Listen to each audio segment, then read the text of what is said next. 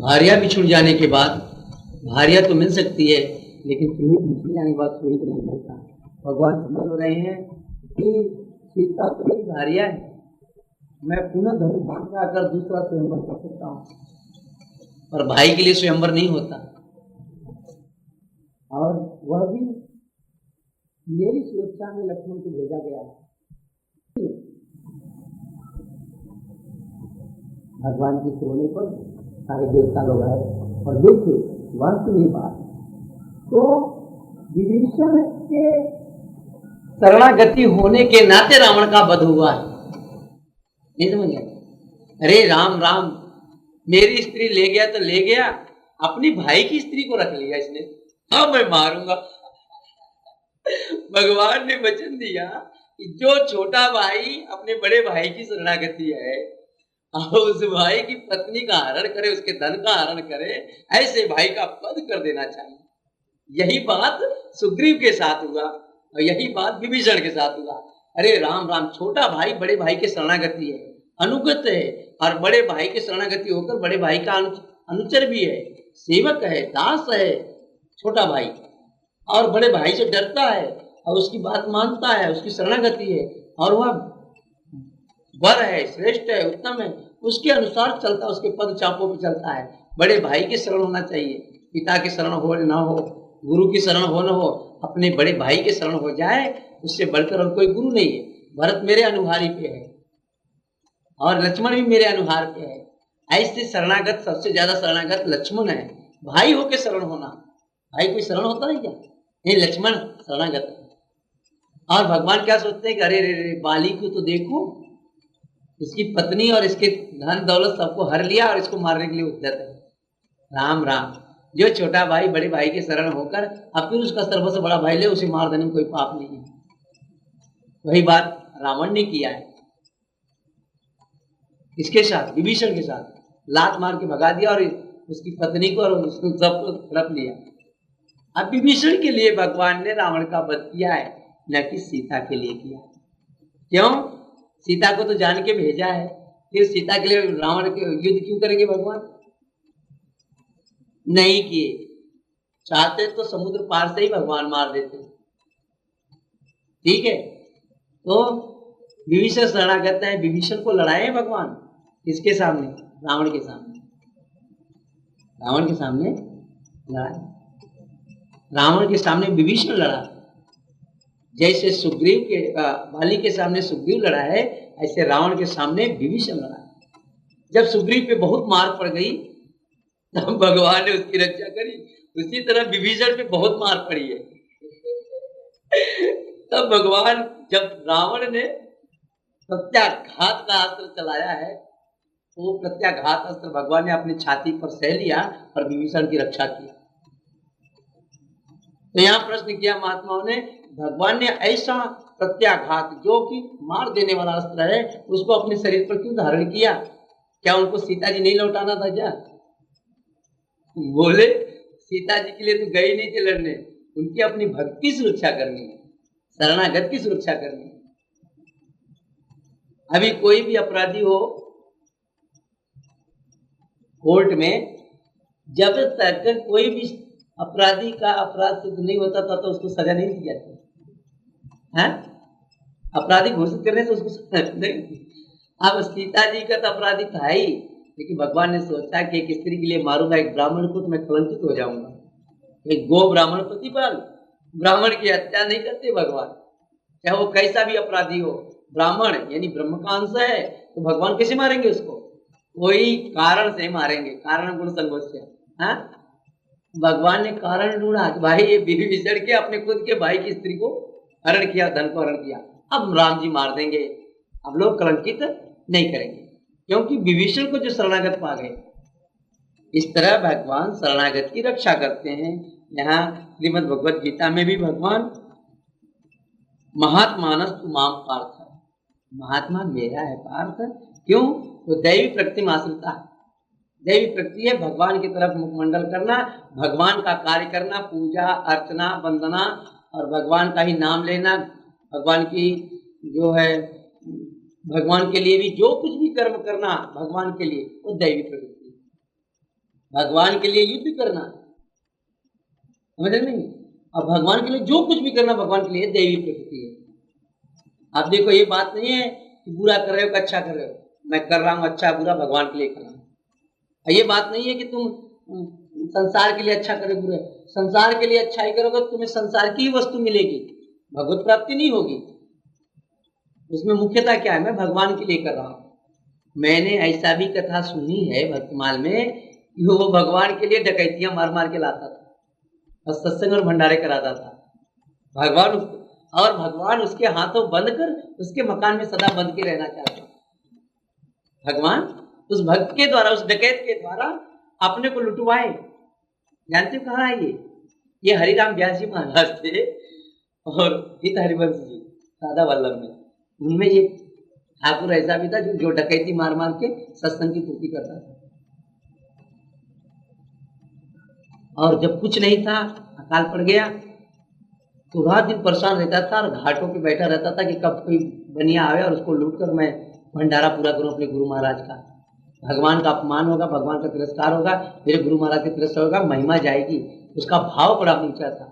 7 दिनों तक नहीं कुछ हुआ, बोले मैं गुरु महाराज का मुंह क्या दिखाऊं।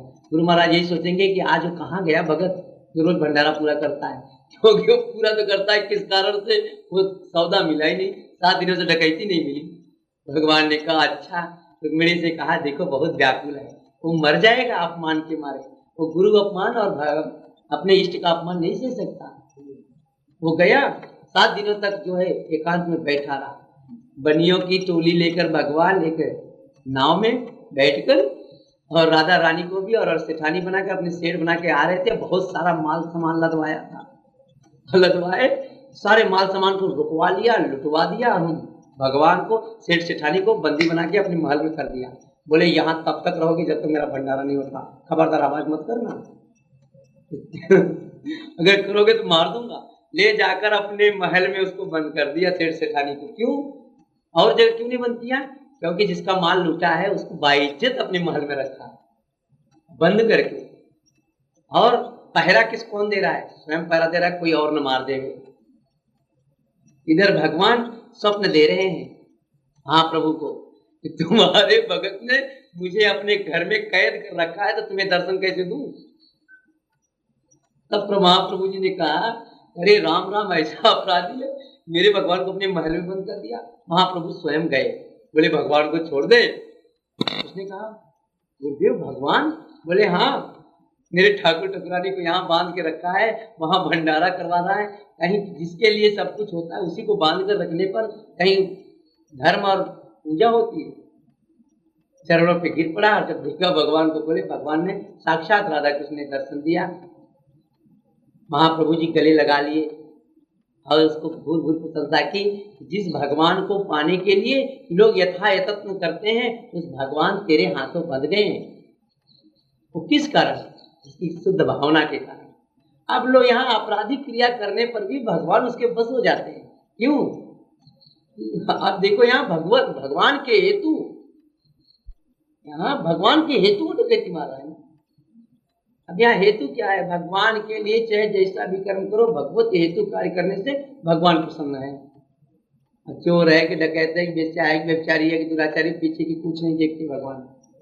वो तो कहते हैं मेरा है। महात्मा भी यही है, डकैती मार के फिर भी कहते हैं आओ, किसी से कहना मत, मुंडन करा दो, तिलक लगा दो, कपड़े पहन लो, जनेऊ पहन लो, नामकरण बदल सब बदल देते। बोलते हैं तुम्हारा नया जन्म हो गया है, अब कभी मत कहना कि मैं पुराना हूँ, किसी से मत कहना, तेरे सारे अपराध माफ। अब उसी समय आंखों से आंसू आ जाता है, महात्मा ने मुझे बचा लिया।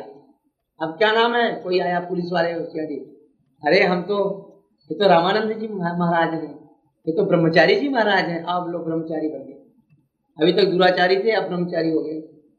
ये कौन है? रामानंद जी महाराज। ओहो, हमारी परंपरा के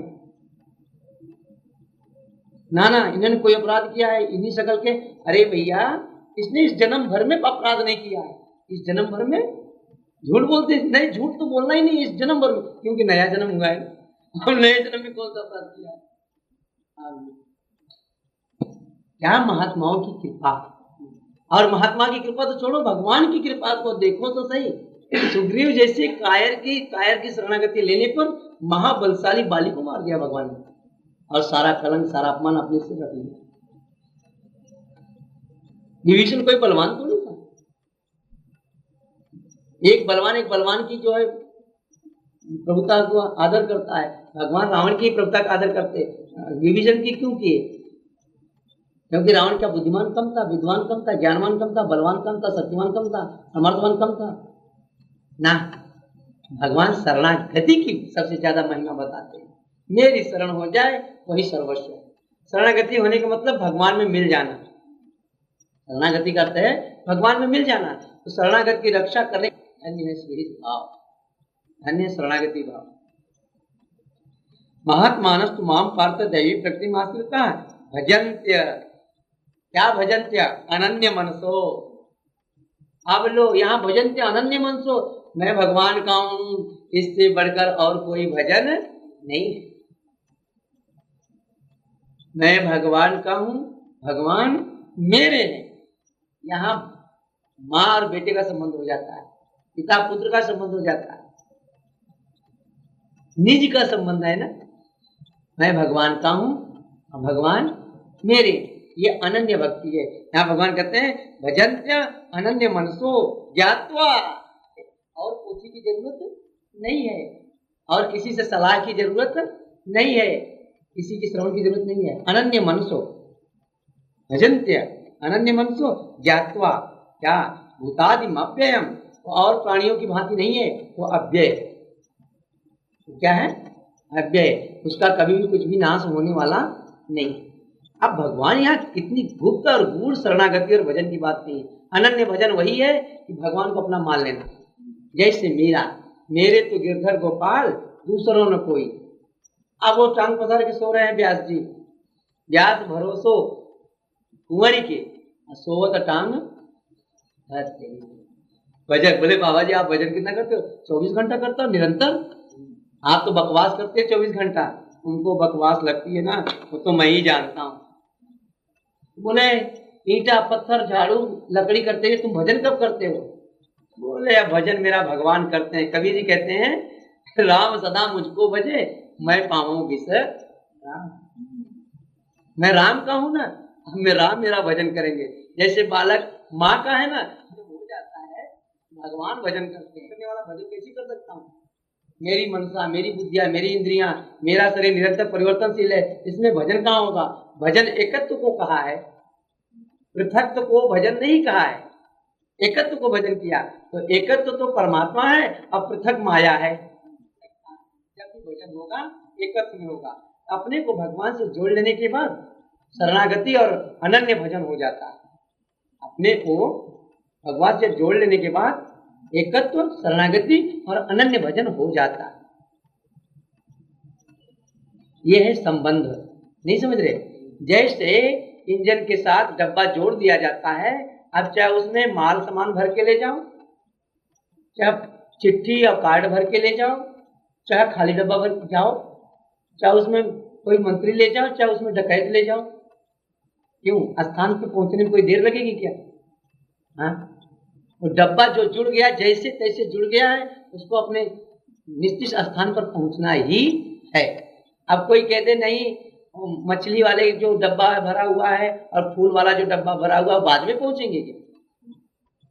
वो पापी तापी चाहे वो शुद्ध हो, चाहे दानी हो, चाहे दानी हो, वो एक ही साथ पहुंचेंगे वहां पर, क्योंकि अनन्य मन तो संबंध जोड़ लिया है ना, पकड़ लिया है।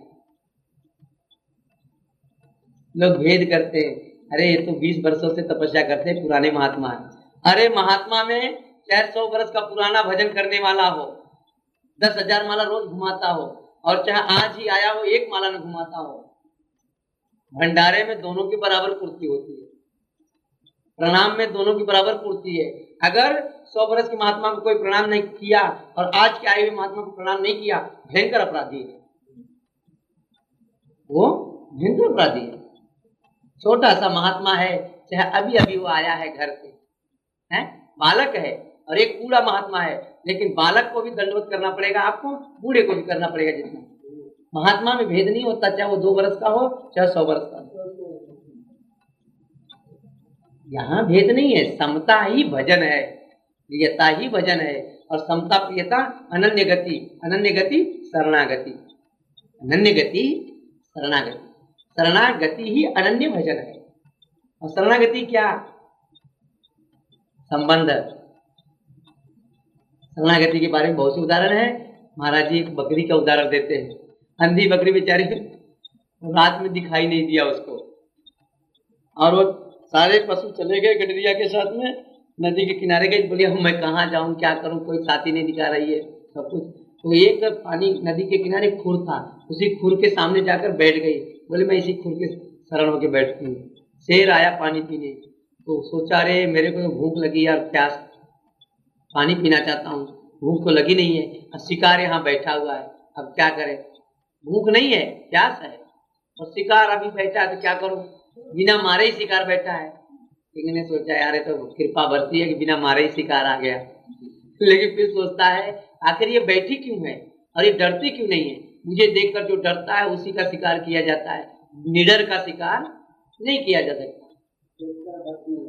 अब वो बकरी कहती है देख कर, बोले कौन है? अरे बोले ज्यादा चिल्लाओ मत, जानते नहीं मैं किसकी शरण हूँ, बुलाऊं महाराज को। बकरी ने कहा मैं इनकी शरण हूँ। सिंह ने कहा ये तो मेरा पंजा है, मेरे पैर के निशान है। ओ अब जो जिसकी चरण की शरण हो जाए, भला वो उसको कैसे कुछ कह सकता है? नहीं कह सकता। 100 अपराध करो, 100 चंचलताएं करो, 100 गलतियां करो, कभी भूल कर सकते। शरणागत के अपराध नहीं देखे जाते। जैसे माँ बालक के अपराध नहीं देखती, ऐसे भगवान भक्त के अपराध नहीं देखते। ऐसे वो बकरी को वहां बैठी है, अब वो बेचारा क्या कहता है कि वो मेरी शरण है, भला तेरे को कैसे खाऊं। क्योंकि शरणागत का अर्थ होता है यहाँ बकरी और सिंह एक वृत्ति में हो गए। बकरी का भय जाता रहा ना, निर्भय हो गई, और सिंह भी निर्भय, निर्भय निर्भय एक हो गई ना। उसने कहा अच्छा तू भूखी होगी, बता। जैसे महात्मा के पास कोई आ गया, महाराज मैं आपकी शरण हूँ, अरे भोजन वोजन किया कि नहीं किया। अब यहाँ ज्ञान ध्यान की बात नहीं है, परमात्मा की मिलन की बात नहीं है, शास्त्र विद्या की बात नहीं है, विद्वता की बात नहीं है। सीधे पूछता है कुछ भोजन नहीं पाओगे, ये भोजन कर लो, पहले पहले भोजन। एक ही शब्द कहते हैं, प्रणाम कर लो, दंडवत कर लो, अच्छा अच्छा आओ आओ विराजे विराजे भोजन किए कि नहीं, चलो भोजन करो, पहले भोजन करो। ये नहीं पूछते कहाँ से आए, कैसे आए, क्यों आए, भोजन करो भोजन करो। उस सिंह ने कहा बकरी से अच्छा अच्छा छोड़ो छोड़ो, कुछ खाई हुई हो कि नहीं, मुझे तो दिन में दिखाई नहीं देता, मैं खाऊंगी क्या। अच्छा हाथी आई पानी पीने, सिंह गरज कर हाथी से कहता है तेरे को अगर पानी पीना है तो मेरे से युद्ध करना पड़ेगा। अरे बोले महाराज पानी पी लेने तो तब युद्ध करूंगा। बोले नहीं, पानी तो पिएगी तब जब मेरा काम कर दो। बोले क्या? बोले बकरी को पीठ पे चढ़ाओ। बकरी को पीठ पे चढ़ाकर बोले चलो पहले इसका पेट भरो और बाद में पानी पियो। यानी आए पानी पी गया, नहीं पानी मत पियो, पहले भोजन की व्यवस्था करो। अब वो बेचारा भोजन की व्यवस्था करे तब पानी के लिए दौड़ता है। अब गए बकरी के लिए तो गई चारा के लिए, तो पीपल का पेड़ था। अब वो बकरी हाथी पर चढ़कर पीपल के कोपलों को खा रही है। हाँ अजिया गज मस्तक चढ़ी है, अब कोपल चुन चुनी खाए। अब यहाँ बैठ के कोपल चुन चुन के खाना है, ये है शरणागति। शरणागति की बात देखो, अलौकिक की बात छोड़ो, लौकिक व्यवहार में भी आनंद है। लौकिक स्वामी जी के साथ में कितने आनंद ले रहे हैं। अब स्वामी जी क्या करें, अरे भाई कुछ मत करो, मेरे साथ जैसे मैं हूं वैसे रहो, सत्संग सुनो बस, और कुछ मत करो, संसार सागर पार हो जाएगा, सब हो जाएगा। यह है शरणागति।